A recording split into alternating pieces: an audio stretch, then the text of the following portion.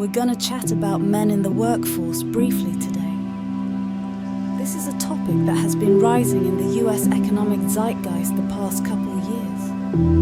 Most of the journalistic intelligentsia that have been covering the steep decline of able-bodied men in labour participation have been acting more as apologists for it than as revelators of the truth.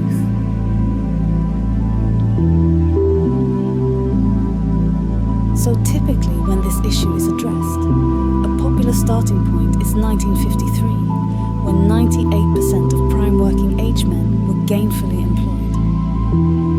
Now modern stats would have you believe this percentage has dropped to about 88%, which I and many others believe to be woefully incorrect, and probably truly around 79 to 81%. The true figures are absolutely being obfuscated. Many men turning to quiet desperation substances and other forms of escapism, which is one of the reasons society has been able to overlook this problem for so long. A systematic checking out of civil society. Now keep in mind we have seen recent examples of this across East Asia as well. In Japan you have the hikikomori phenomenon. This is an extreme social withdrawal that more often than not leads to suicide. The pressure of Japanese society can cultivate an atmosphere of shame that has literally paralyzed hundreds of thousands of men. If you have not heard or seen anything about this, I would encourage you to research it.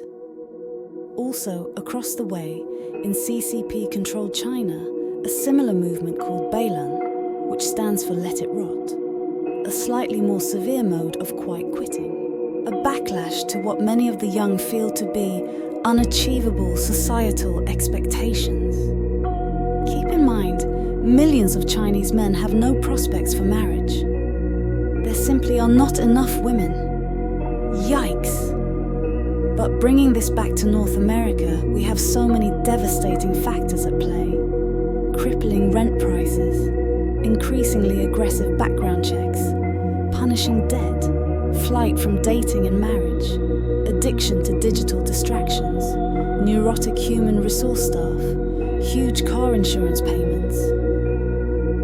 Also some serious problems with what I might call an entitlement complex, a strange expectation of being rescued. So there does seem to be a problem with both hope and motivation. But here is the bottom line. We can correctly assess all the lies, all the emotional deceit, all the gaslighting, but hope is not a strategy, not good to sit around and mope anymore.